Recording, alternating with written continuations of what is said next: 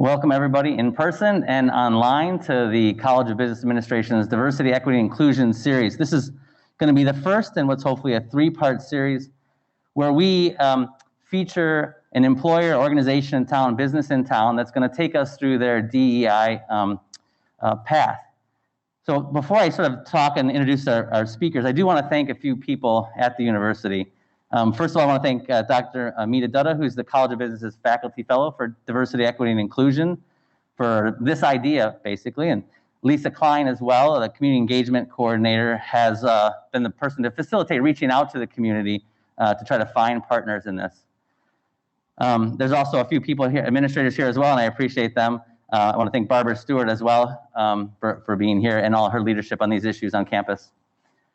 So, what is the purpose of this today? I think I want to say that the university sometimes in the research world, we lead the rest of society. Sometimes we're a little bit slow to change, and so we are behind the rest of society. But what's true always is that the university should be the place where we have conversations about where society should go and what society is doing. So today I hope this is part of that, having a conversation about what organizations are doing. And we're very appreciative of having some of the leaders of this at Mayo Clinic here with us today. So I'm going to introduce them very briefly. They have a very storied bios that I would try to read, but frankly, I thought I blew up the font large enough, but I clearly did not for this time of the evening. So let me start by introducing Dr. Paul Mueller. He's the Regional Vice President of the Mayo Clinic Health System in Southwest Wisconsin. He's also a Professor of Medicine and Professor of Biomedical Ethics at Mayo Clinic College of Medicine and Science. Dr. Mueller earned his BA at Augsburg College in Minneapolis, Minnesota, and his MD and his Master of Public Health degrees at Johns Hopkins. Dr. Mueller's practice encompasses outpatient primary care and consultative general internal medicine. He has been recognized as a top internist by U.S. News and World Report, and he's received numerous recognitions for teaching excellence. Dr. Mueller's research focuses on biomedical ethics, especially ethical dilemmas associated with life-prolonging technologies such as implantable cardiac devices. And we have Sean Dutton, who has an MA, is an operations manager at Mayo Clinic. She has worked at Mayo Clinic for 20 years in a variety of roles and currently splits her time between the areas of family medicine and dermatology. Sean earned her BS in Business Administration, her Master's of Servant Leadership from Viterbo University. In addition to her role in practice operations, she is Administrator Lead for Mayo Clinic Health System in Southwest Wisconsin Region Equity, Inclusion, and Diversity Committee. Then we also have Becky Kronbusch, who has an MS, an APRN, an AGCNS-BC, which I should have looked up ahead of time and I did not.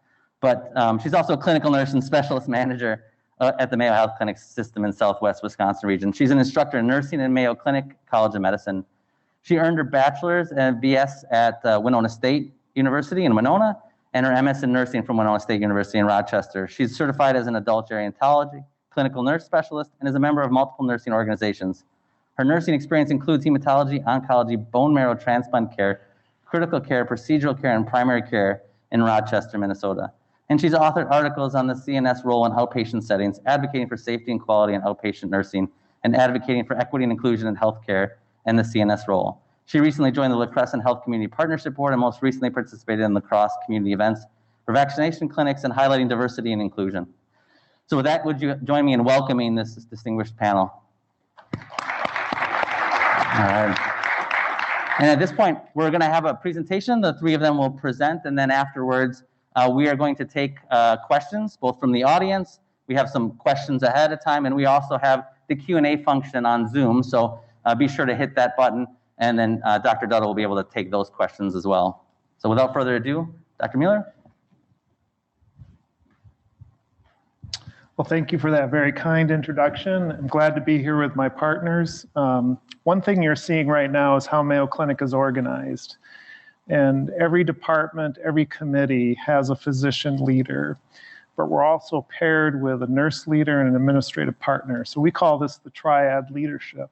Everywhere you go at Mayo Clinic, whether it's here in La Crosse, Rochester, Florida, Arizona, the Middle East, London, you'll see that structure, and it's highly efficient and very helpful because I'm not an expert in nursing, and I certainly don't have an MBA and that type of business background that's necessary for healthcare.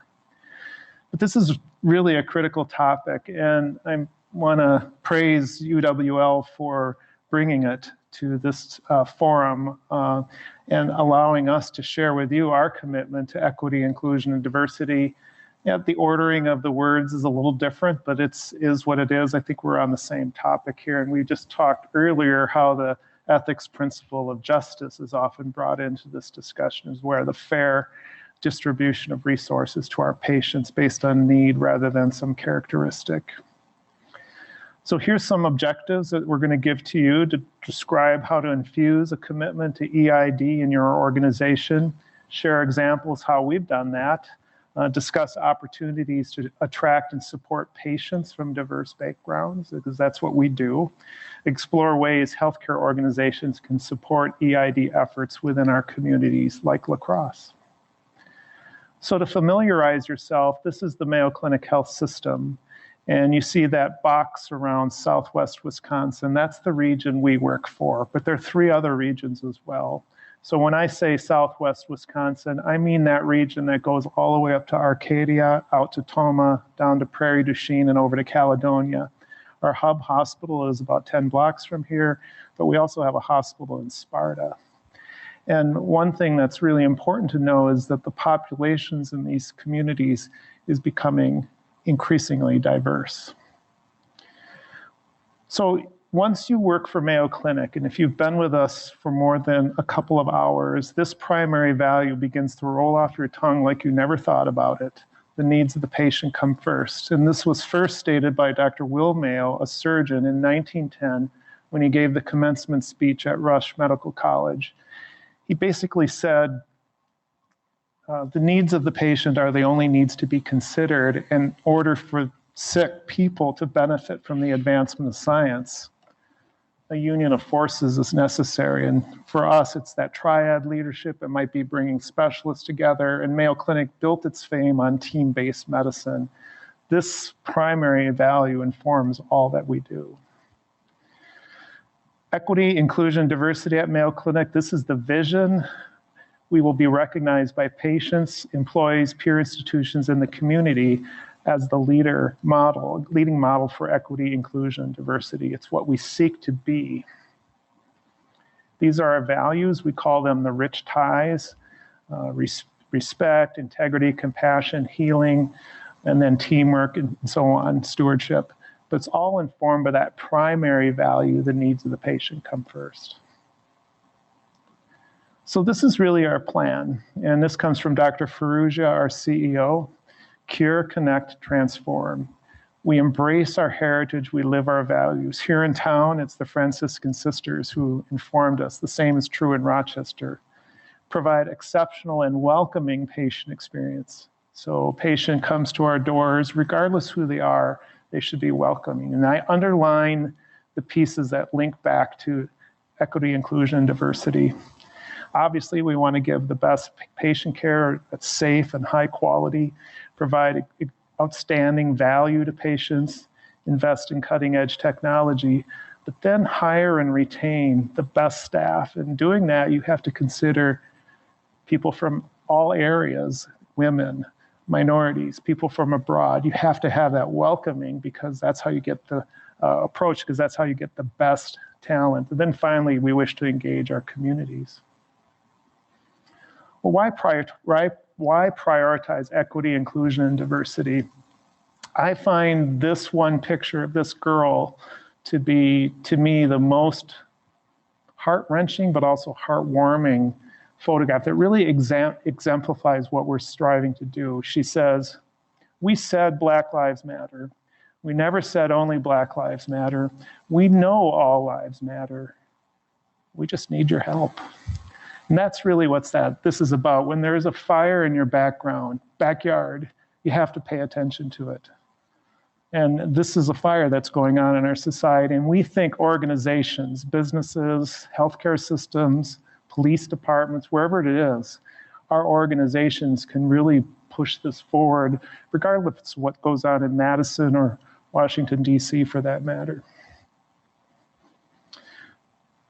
But there's also imperatives. And now I'm putting my bioethics hat on. There's a true moral imperative why we should do this. So So I want you to imagine yourself, you're in a city that you're not familiar with. Maybe it's Baltimore, where I did a lot of my training, or Los Angeles. You just don't, you're there, you're visiting, you don't know anybody. And you develop chest pain. And you're thinking you're having a heart attack. So the emergency services, the ambulance is brought to you. They say, we're going to load you up and take you to the nearest hospital. So you're on the way to that hospital with your chest pain. You're thinking you're having a heart attack. And you have to trust that they're going to act on your behalf in your best interest, right? You're on the gurney. You really don't have a choice at that point in time. Isn't that what you would want, that they act on your behalf? So there's really this moral imperative. We have to be there for patients regardless who they are, if they're sick. If not us, who? So healthcare has this different imperative, this fiduciary piece where patients have to trust us. They have to trust that we act in their best interest, regardless of who they are. And this is informed by our primary value in the rich ties. But I would also say there's a business imperative for this, and this relates to the business school, and a lot has been written on this topic. A good source actually is Harvard Business Review. What does EID have to do with me? Well, if you have a diverse group, whether it's a committee or it's a department, maybe it's the operating room, it actually leads to higher quality work. And studies have really shown this: better decision making because you're including more voices, greater team satisfaction and teamwork, employee engagement and lower turnover. And then there's improved individual well-being and more equity. Finally, if your customers, for us it's patients, are diverse, and they're coming into our organization and they're seeing a diverse staff, what we hear a lot is people who look like them or think like them or have similar religious beliefs. There's that comfort that goes with that all their needs are being addressed. So happy customers, so to speak. Well, what do we know? This is His Holiness the Dalai Lama. He talks a lot about compassion, being a compassionate person, but he also says you must act. So we talk a bit about book clubs and things like that. It's good to read about diversity, equity, inclusion. It's good to discuss it, but at some point in time, you have to pivot and take action. And that's what this is about. The other piece of this, if you just create a mandatory education module, it's probably going to have limited effectiveness. And for some people, it actually may not have any effect at all because they're there and they're like, I don't want to do this. Why am I here? This isn't important to me. Leadership really matters. So at your top level, whether it's an organization such as ours or a CEO of a corporation or a chancellor, things like people like that, leadership really matters. Use your privilege. You hear a lot about that in this space now, using your privilege to benefit others. For me, my privilege, given who I am, to benefit others. Develop and empower staff. Who's on your leadership teams? And then be humble and use care in your language. So a very effective tool is, rather than getting all defensive and saying, well, I'm not a racist or I'm not biased, rather say, I'm really committed to being an anti-racist or promoting other people and using my privilege. It's just a much more effective tool, and it really brings down defenses when you say it that way. So as I mentioned, leadership matters. The man on the left is Gianrico Ferrugia. He's the CEO of Mayo Clinic. I report up to him. He oversees 70,000 employees worldwide, and that's his administrative partner, Jeff Bolton. This was the announcement of our commitment to end racism and a $100 million commitment over 10 years. On the right, that's us on our La Crosse campus for the White Coats for Black Lives moment of silence. People here were there. That's me right in the front there. Why? Because we wanted to make a statement of how important this is for our communities. It's a small gesture. It didn't cost anything, but the symbolism behind it was critically important and allowed us to move forward because it had leadership endorsement of these activities. So EID is embedded in our leadership structure. So here you have The executive operating team, that's the team that oversees our region. And you can see we have our major committees. These are just a few. So clinical practice and personnel and the facilities and the surgical committee, and there are a bunch of others. But EID is at the table. And you have the EID leader, Ian Rochester, reporting directly to Dr. Ferrugia. So we put it at that level to express the importance and intention that we're paying to it. Was this the passing off point? This one's still mine? Okay. All right, so remember I said leadership matters, it's in the structure. Then we want to put some measures into action. So we have compassion, then we must act. And part of that is in your own policies and procedures. So we were actually dealing with patients who would come in and say, so remember, patients have to trust their doctors and nurses are going to act on their behalf, but sometimes it goes the other way. So when you have a patient who comes in and says, in fact, this happened last week, I don't want to see that doctor because of his accent. Turns out the doctor was a white man with a German accent, but it didn't sound right to the patient, so she didn't want to see him. That violates our policy. Or I don't want to see so-and-so because of whatever their appearance is. So we developed a visitor and patient conduct policy around that. And we have a 5-step policy for dealing with these bias incidents. And this is available on the web if you want to pull it. Then we created a support program in 2020 around this. And this was a means of equipping staff on how to deal with the biased or racist patient. And it does happen, especially now in this environment where you have the pandemic, people are angry, they have a lot of doubts about what's being said about vaccines and treatment and so on and so forth. And so how do you handle and de-escalate those episodes? And we have those practices in place. We have submitted a paper for publication on this topic, and hopefully we can get it to you. I think it's in press right now, but it looks at, well, what effect did it have on our staff's behavior? And I can tell you what happened was a substantial increase in reporting of bias events on our campus. So people felt empowered that they actually could do something about the biased patient or visitor. Staff engagement. This is the Get Real Mayo Clinic, but I think I'm going to turn this over now to you, Becky. Thank you. Yes. I'm going to shift the discussion just a bit to talk about our EID efforts with education with our staff regarding recruiting, onboarding, and just ongoing education and support. So this screenshot you see up here is a screenshot of the Get Real platform at Mayo Clinic, which is an internal platform developed just over the last 2 years.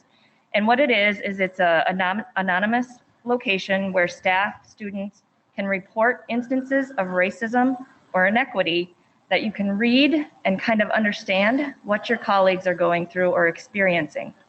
You can see from the bottom, they are separated out into categories. So if you want to learn a little bit more about the Asian American experience, person of color, you can see that a little bit there. There are about 150 stories that have been submitted into Get Real so far since June of 2020 when this launched. And there is a team that looks at them, make sure it's de-identified, make sure you can't tell who submitted that story.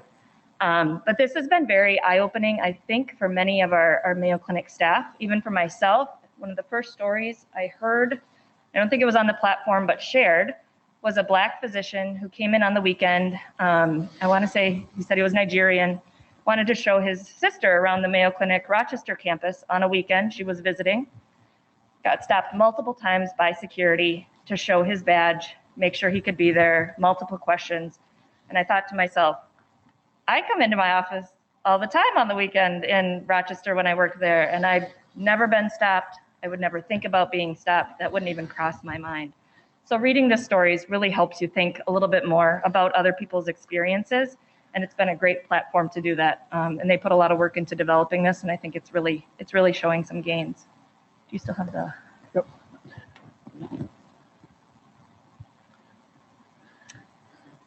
Just looking at the Get Real year one outcomes. I can't see that screen that far away, so I'm gonna flip a sheet here.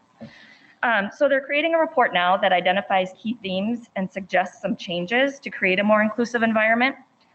So like I said, looking at making changes to recruitment, hiring, training, and promotion. Dr. Mueller talked about that a little bit as well. Working on measurement tools to track the results of these changes. We're of course an outcomes-driven organization, so always looking at those pieces. Developing mandatory EID learning for all supervisors. I'll talk about that a little bit more in a minute. Encourage staff to download and use the Everyday Inclusion and Race Cards app.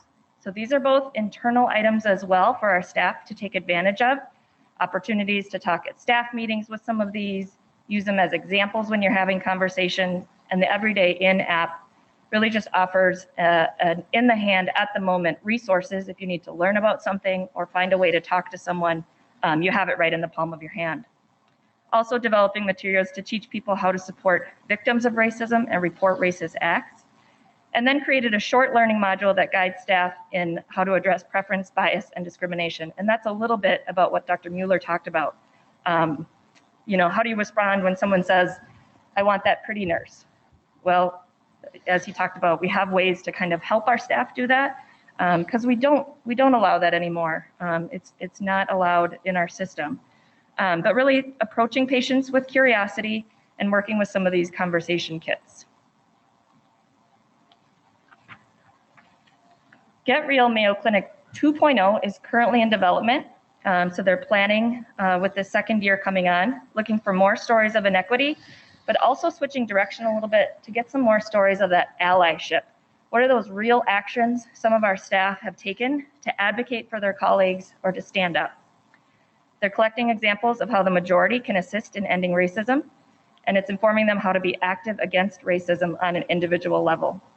Sean and I were at a Rise for Equity conference this past weekend, and Carolyn Johnson, the CEO for Diversity, Inc., really spoke to this, where it takes courage and action to be that anti-racist and leverage your privilege to promote equity for others. So it's just a great telling of where we need to go next. This is a more recent development over the last 2 years of how we're working through staff education.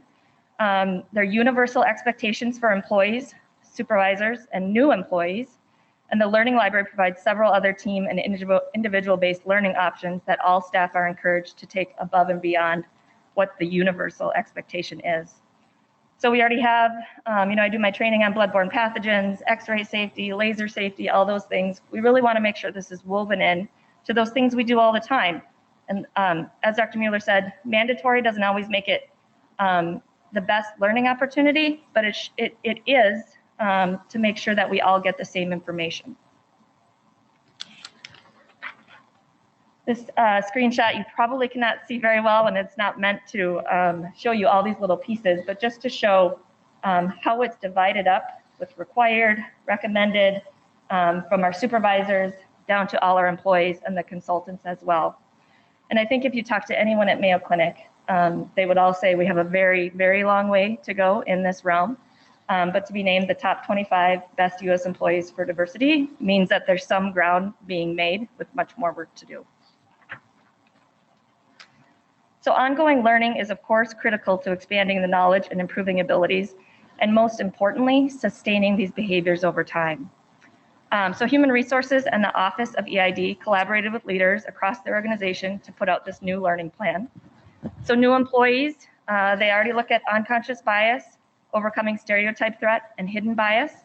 It was quite a number of years ago, I think, when we did that first implicit association test, which was very eye-opening as well. So that will be coming back as well. And then supervisor education focuses on EID with equal opportunity employment and affirmative action, and then combating bias in the recruitment and interview processes. So we've even looked at those questions. We do a lot of behavioral interview questions. What do those questions look like for someone who's come in maybe without any experience? Do we ask any diversity and inclusion questions? Looking at all of that in that process. And then creating an inclusive work environment. In healthcare, social determinants of health has been a bit of a buzzword for a while. If you're familiar with that, we call it the SDOH. It's been built into our electronic health record, EPIC, for us to use to take care of our patients. So it's really looking at what those social needs are for the patient that might be contributing to their health or their unmet health needs. So health providers they use these screening tools to identify patients and their social needs in order to connect them to social supports. And what we're finding is that there's a lot of platforms out there and need an easy way to connect patients to them. So there's actually a findhelp.org where once we identify a patient need, we can connect them with that resource a little bit easier. Our Mayo Clinic platform president, John Halamka, just spoke at this conference the last weekend as well. Let me go back. About this houses index algorithm and how that's been shown based on location or zip code, risk factors with water, air, transportation, education can show some of those social determinants of health as well. So a lot more work to come there. Our Everybody In campaign has been really well received and all of the events well attended by Mayo Clinic staff. So there's a few different pieces of this. I already talked about the Everybody In app. On Fridays, just about every Friday, there's not very many that we don't have a topic. From noon to 1, there's a moderated discussion about a different topic. We've had pride, refugees. I think one of the most interesting ones for me was unsung heroes of the Vietnam War and the Hmong experience, looking at that secret war.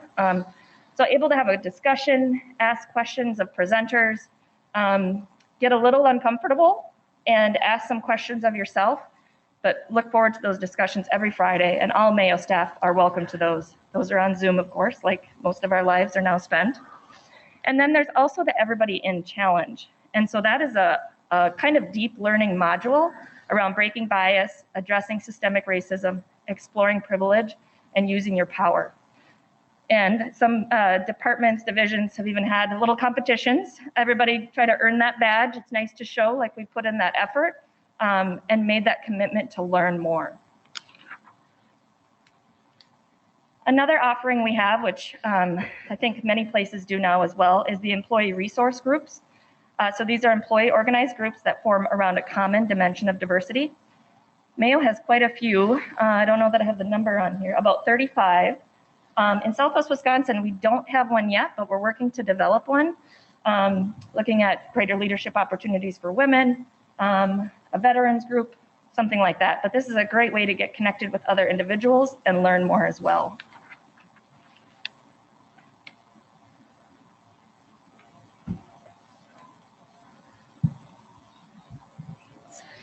So as we've talked about, like any other organization, data, right? So a lot of times this feels like more, we look at quality data every single day. Our providers look at quality data. They're held accountable to quality data.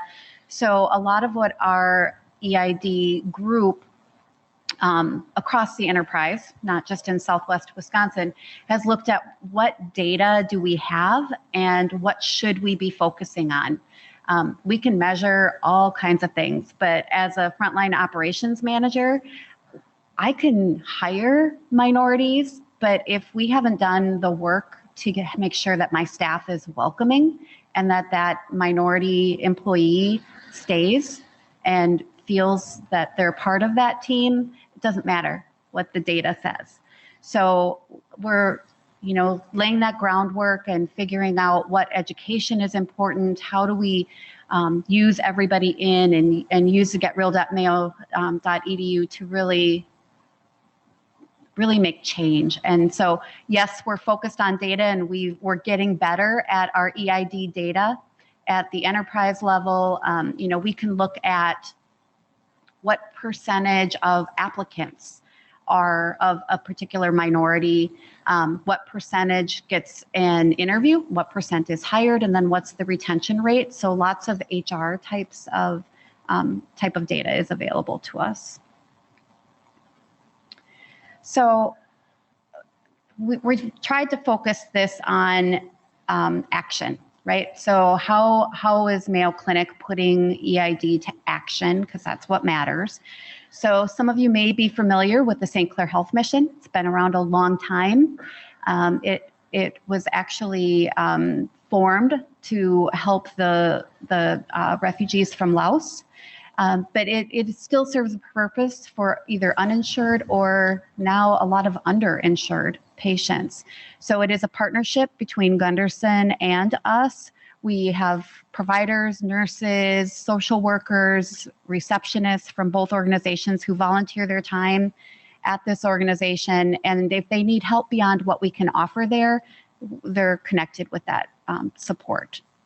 So the Center for Connected Care, this is kind of where I think our committee maybe struggles a little bit with how do you ingrain this in everyday work. So Becky and I, and Dr. Mueller, as leaders of our Southwest Wisconsin EID committee, we sit on the Mayo Clinic Health System EID committee, and we had this very nice young analyst come to our Mayo Clinic Health System committee and ask for a whole bunch of money because our patient online services that we want all of our patients to be on, because it's a great tool to check for your results and not have to call and make an appointment. It's a great tool.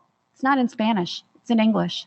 So we expect the same enrollment in Arcadia as we have in Onalaska. It's not going to happen. 30% of our patients in Arcadia speak Spanish.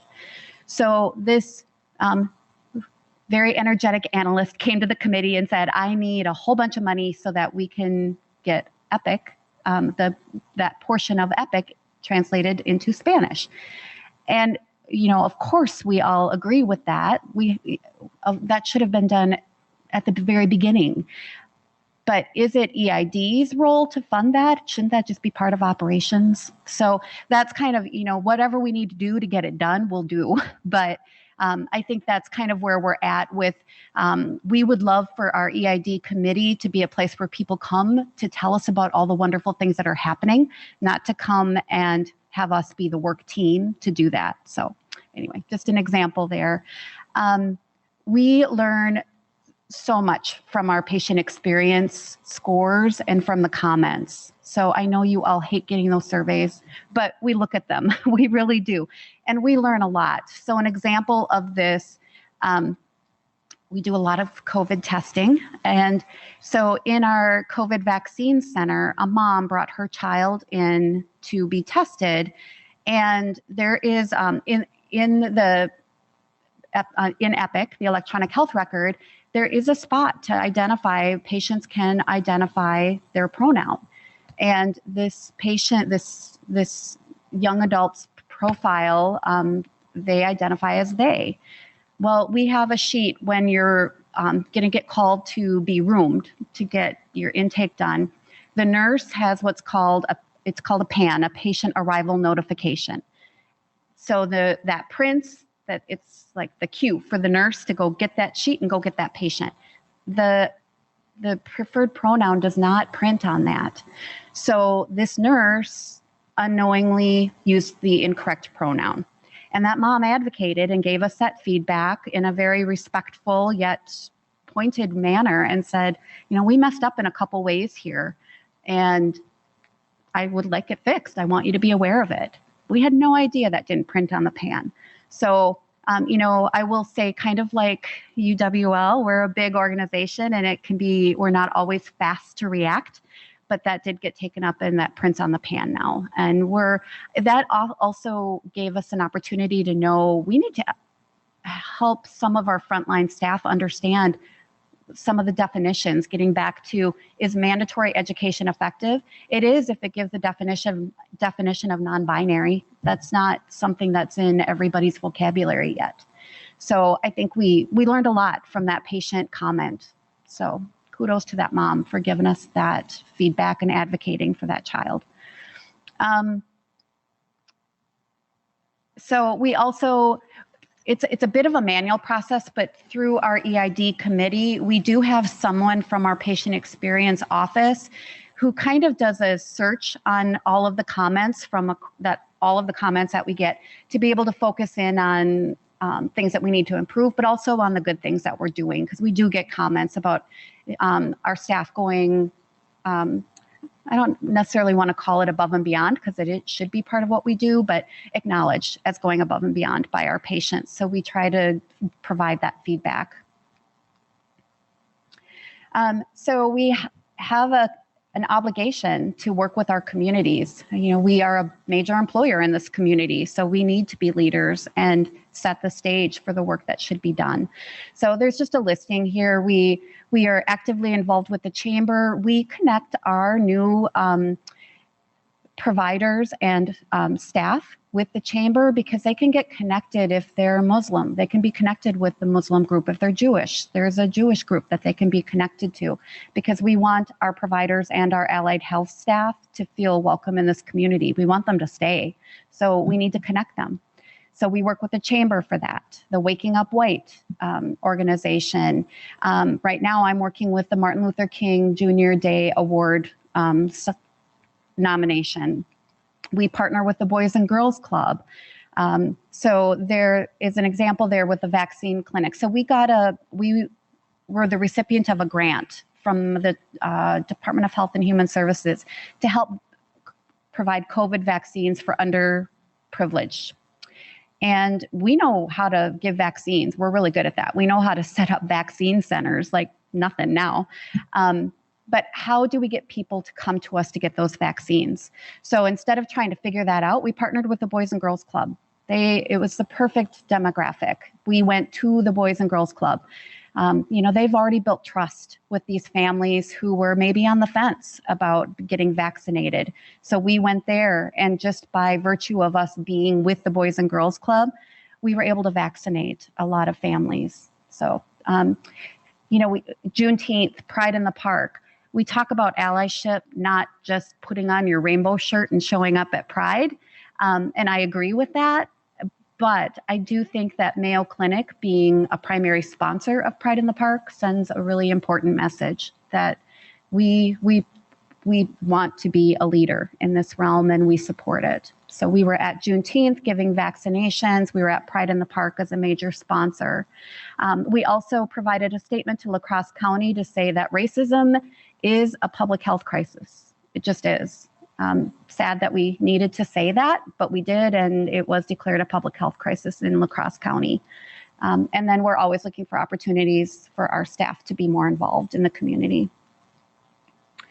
So community forums, we've seen lots of research show that with the COVID vaccinations, that vaccination rates are higher for white people than they are for people of color.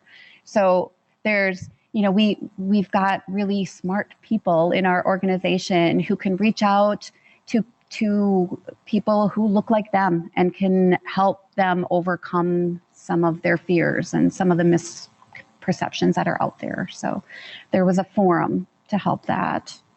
Our Afghan guests, this is another EID in action moment. So the Catholic Charities actually took the lead in working with the Afghan guests. Last I knew, there were 13 or 14,000 that are at Fort McCoy, just 25 miles from here. So Mayo, did lots of donation drives, and our leaders attended meetings with other community members to talk about what are the needs. We had to quickly put together some education so that our staff and our providers could provide culturally sensitive care. We needed to, Fort McCoy had their own primary health care, but we had these Afghan guests showing up to deliver their babies when they needed orthopedic care, when they needed emergency care. So we needed to be prepared for that. There were also things that we hadn't dealt with in a while, measles. We're vaccinated for that. So we had to quickly figure out, oh gosh, we got to be on our game to make sure that we were doing everything we could. And our lighting building. So, as Dr. Mueller said, it can be a small gesture, but lighting the building to show that Mayo Clinic supports our Afghan guests and we are here to support them, I think made a difference. We have our education, the three shields of Mayo Clinic. So we have research, education, and practice. We certainly like to work with UW La Crosse, with Viterbo. We're offering student scholarships. we talked about earlier, having providers, having nurses, having certified nursing assistants that look like our patients is important. So we need to kind of get ahead of that, and offering scholarships to interest young folks who are of a minority to get into healthcare is one of the ways that we're using our dollars. And research, back to you. So thank you. I hope you find some of this informative. And this is really the last shield that we'll talk about. So when you look at the Mayo Clinic 3 shields, the big one in the middle is patient care, then, as Sean said, education. But also, we do a lot of research. A big chunk of our budget, about $1 billion per year, is devoted to research. These are just some of the studies that we're publishing coming out of our region, but that screenshot on the right is actually from the research committee in Rochester, where they oversee that massive enterprise. And equity, inclusion, diversity is critically important. There's a history of, on one hand, of unfairness or minority populations being subjected to research, maybe not being completely informed, et cetera. Tuskegee comes to mind. There are also other groups that were marginalized in research, like nursing home patients, that they were subjects of research against their will or knowledge. So there's a lot of attentiveness to that today, but also there's the whole recruiting into research. So you might study a drug for, say, lowering your cholesterol, but have you included women? Have you included minorities to understand whether those drugs are effective? So there's a big effort in that space to make sure we're recruiting a diverse population of patients for research. Some of the work we've done relates to what we've talked about previously. So that second line there is a fascinating study. So our little hospital in La Crosse has given more monoclonal antibody infusions for COVID than the University of Wisconsin in Madison and some of the big centers in Chicago because of our system. So you get tested, you'll have your COVID tests fairly quickly done within a couple of hours, and then we have augmented intelligence that will tell us whether you're a good candidate for monoclonal antibody, and then you'll get it. And we found, we did some work related to the social and cultural factors related to that. You saw earlier the neural tube defect. If you're familiar with neural tube defects, spina bifida, some babies are born without brains. They call it anencephaly. That's the ultimate neural tube defect. It's completely preventable with folic acid. This is why it's recommended that all women of childbearing age take a multivitamin with folic acid. It's why cereals and breads are fortified with folic acid. Well, we had 4 cases come out of Arcadia. That's like mathematically almost impossible unless there's something going on. So clearly did not appear random to us. So in those 4 women, 4 babies, Latinx in Arcadia.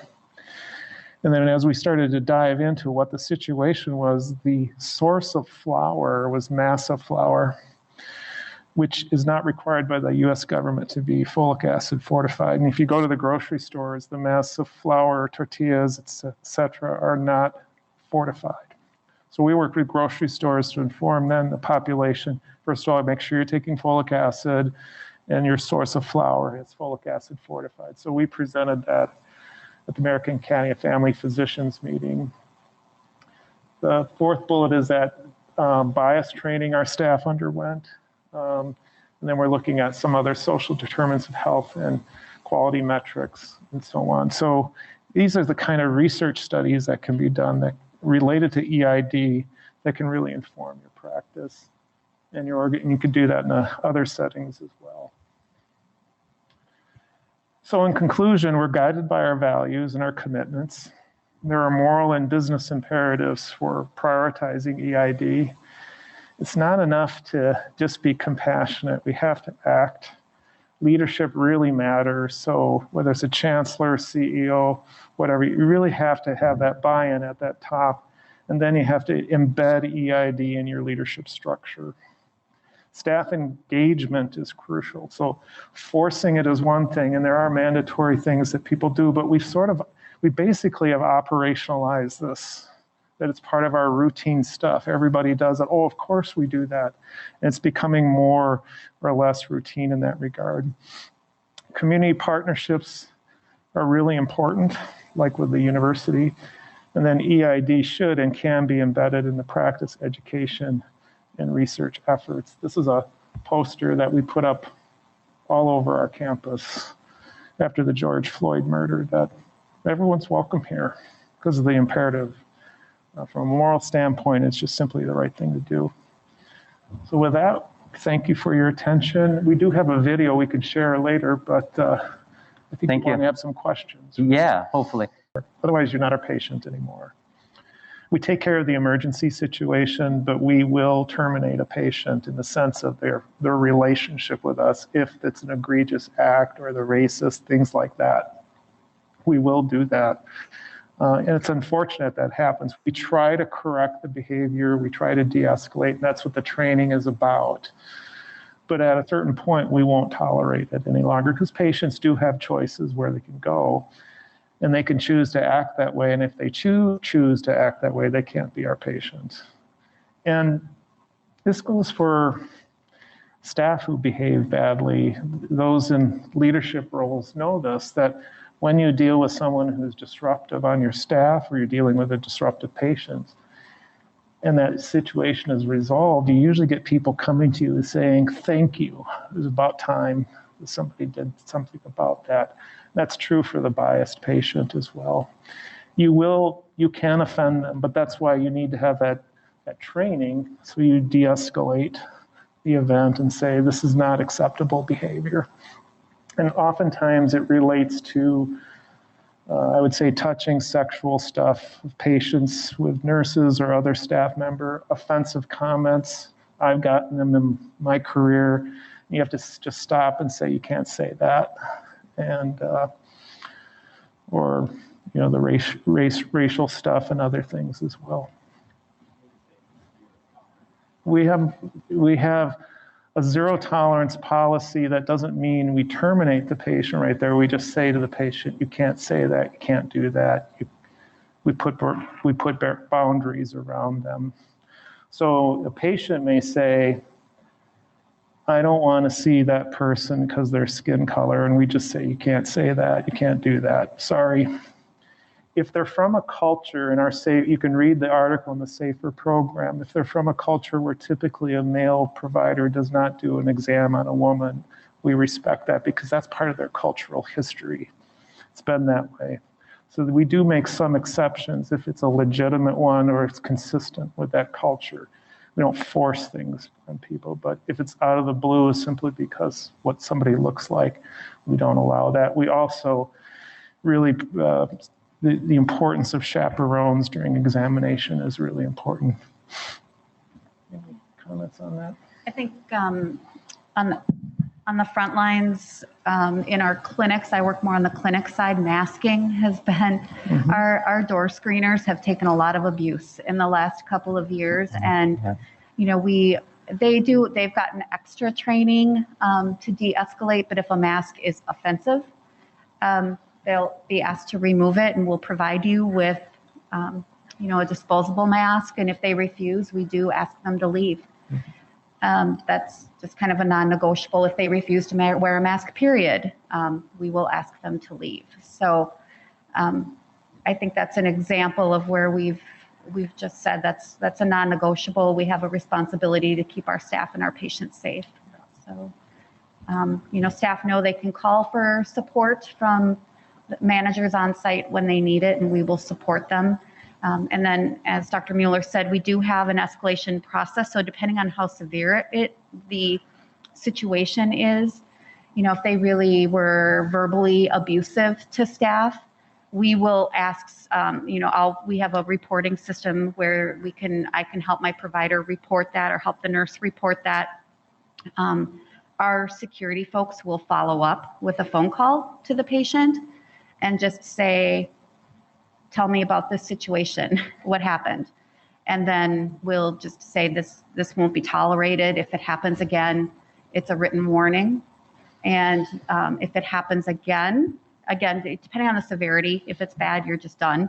But if there's bad behavior again, where they're a bit verbally abusive, then we dismiss the patient from the practice. They're given 30 days to, we're not abandoning them. They have 30 days to find another place for that care. I got a question online from our provost, actually, Betsy Morgan. She wants to know, for students that maybe don't come from diverse backgrounds or otherwise, but they want to signal to the employer, like maybe to Mayo, that they have some cultural competency. What are the things you look for in employees that would suggest they've had this type of training already and that are sort of well suited for your organization and its culture?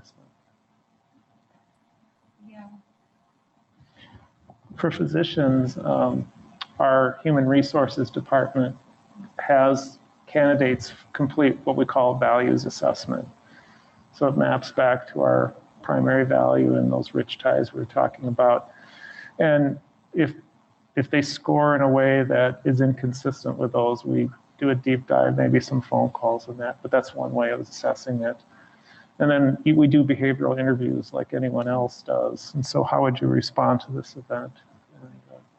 I was going to echo that. It's a lot of, we really focus on behavioral interviewing for any position. So tell me about a time when, everybody's had a situation where it could have, there are things in our interview guide that we fill out on our applicants, kind of helps us focus in on that. Like it'll say, did this person address this in their answer? So that's our purpose for the behavioral interviews. Not always easy, but we learn a lot from our candidates that way. Go ahead. I think we have another one on. Go ahead, it's on.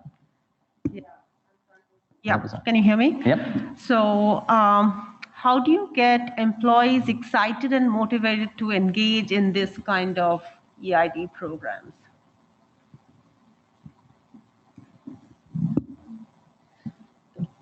I think there was a lot of energy around this right away when we started having some of these conversations before. But as we started having more listening sessions, sharing more stories, people kind of slowly come around. You'll always have those on the slow end of the change spectrum. But I think as we have more conversations, as they see more of the community work we do and the advances that are coming along, I think it really does get staff energized and excited. And I always say I come from a small southeastern Minnesota town. I don't get to have these kind of conversations there. So to have them at work and hear other people's experiences, and you learn every day, that really does keep you energized and excited. Did you guys add anything? Well, yeah, I mean, I think the real fun is to see, and we've used this term before, using your privilege to allow others to flourish. So a little bit about me, I'm married to an aerospace engineer. And she worked for the Navy in the 80s. And if you recall, there was the tailhook scandal. My wife was a victim of harassment constantly as a naval engineer. And it just drove me crazy. It's like she should be able to go to work, do her science, contribute to the government, what the research they're doing is submarine design, and not be harassed. Fast forward, I was chair of a big department in Rochester, and most physicians are women these days. Most medical students are women, majority. It has been that way for 20, 30 years now. And I happen to have a daughter who's a medical student. And still, and if you read some economics about this, the one thing that holds women back is childbearing. It is the one thing that gets in the way in career advancement. It's true in most fields, and it's true in medicine as well. So you're going along, you want to start a family, and that can hold back women. So the intentionality around making sure that they're fostered and supported and their careers are advanced while they're building a family is relevant. So my daughter actually is having her second grandchild, but it's tough as a medical student to have kids today in 2021, which is kind of surprising. So for me, it was the joy of actually helping promote women in medicine. And so I've had a lot of women who I've mentored. I'd have to say, coming here, we talked about this earlier, because a common question in a forum like this is, well, my pool of employees isn't that diverse. How do I get out there and grab people who are more diverse? And I say, well, you can do that, because there probably are diverse candidates when it comes to race, ethnicity, religion, and so on. But please start with the people who are right in front of you, like women. Do you have a leadership team that's at least represented appropriately by women? So for in medicine, it should be more than 50% on just about every committee. But that's not the case. If you look at academic promotion, even though more women than men comprise physicians, when you look at professors, associate professors, and so, grants and so on in leadership roles, that is not the case, not even close. So we need to at least start with those who are right in the same room with you. The best story I have about that is Bill Gates. Some people like him, some don't. But this may change your ideas about him, because I thought it was brilliant. He was speaking in the Middle East. One half separated by, I think, glass, were the men, and the other half were women. And a man asked a question and said, when will we catch up with the West in terms of technological advancement? And he very quickly and without any hesitation said, when you stop holding back half your population. Of course, the women all stood up and cheered because of that was the situation there. It's a very blunt or abrupt example, but it's also going on here. So I think when we talk about equity, inclusion, diversity, it's really all people who are marginalized. And in some respects, women can be a big one. So. I think for me, for our teams, it's, we have in my departments monthly provider meetings, and bringing those stories, because I think sometimes we think that it doesn't happen at Mayo Clinic, and it very much happens at Mayo Clinic. We've got stories of nurses on the floor, and when those are shared, I usually just start the meeting. We still have our Franciscan values of starting with a reflection, and that's how I start my meetings now, is with a reflection from our Get Real platform, because it really, I think, is eye-opening for providers, and providers are very data-driven, scientific people, right? Mm-hmm. And there's all kinds of data to say that when we have a bias, whether it's conscious or unconscious, there's there's health disparity, there's health inequity. And so when you kind of come at it from that and you can bring an example, stories. Any other questions? I know we're sort of slightly long on time. I'm going to take the privilege of asking one more question. So, I'm an economist, so that means I'm a pessimist by nature. I don't want to air your dirty laundry entirely, but I do want to hear a challenge that you faced, a program, intervention in this space that sort of didn't work as well as you would have liked, and you either abandoned it or you changed it. Can you share with us sort of that failure, but the stumbling block you may have faced at some point, so that we don't fall victim to the same thing? That's a good question. I think we're early, and some of these efforts in the last few years, I think our biggest challenge and concern I have is losing momentum. And that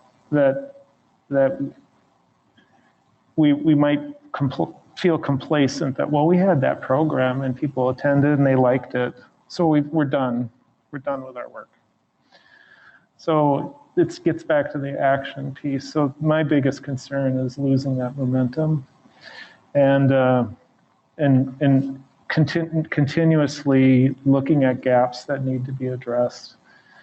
I would say that what we've stalled a little bit, and Sean and Becky can highlight this. So we have this big program, everybody in, 100 million, but the question is, how do we actually implement that and make sure we're offering programs that are relevant and actually change lives?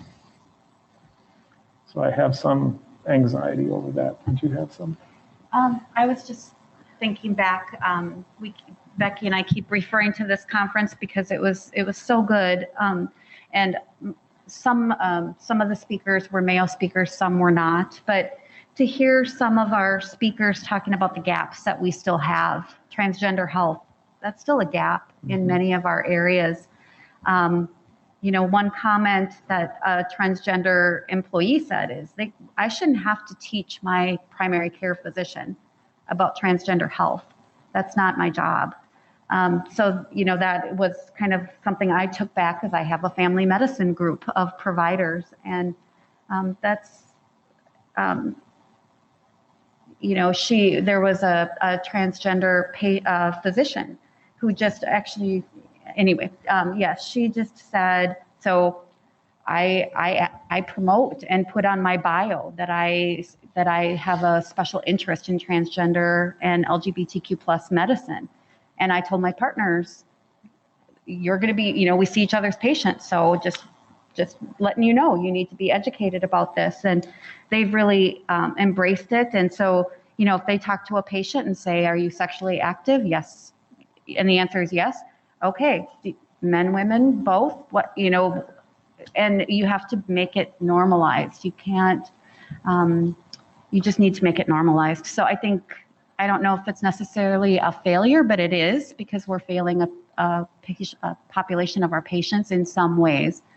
So. Yeah, I can actually jump even further on that. I processed the tough question. I really appreciate it, because it's a great one. As an economist, it gets back to the women in medicine one, childbearing. We need to do a better job about promoting women in medicine. And the way to do that is there a scholarly career? Are they publishing? It's very similar to the university. And so how are we promoting that? We need to do better. We're not to that equity where we need to be, that parity. I have our screening numbers right now in preventive services on my phone. I could look at it. We can break down the data by ethnicity. And medicine, we're no different. It's not the same between Caucasians and people of color. It just isn't. So the question is, why is that? Is it access to care? Is it Spanish language? Is it other transportation? Is it insurance? So we need to do a better job with that. And our organization isn't unique or necessarily any better. I know the committee, which I chaired initially and I don't anymore, but you probably remember I said, I don't want to read in the newspaper someday that we're failing people of color on vaccines or screening, et cetera. We have to close that gap. So we have work to do. Any final questions? I think they might hang around for a little bit, but we'll end the Zoom now and thank them very much for their time. Fantastic.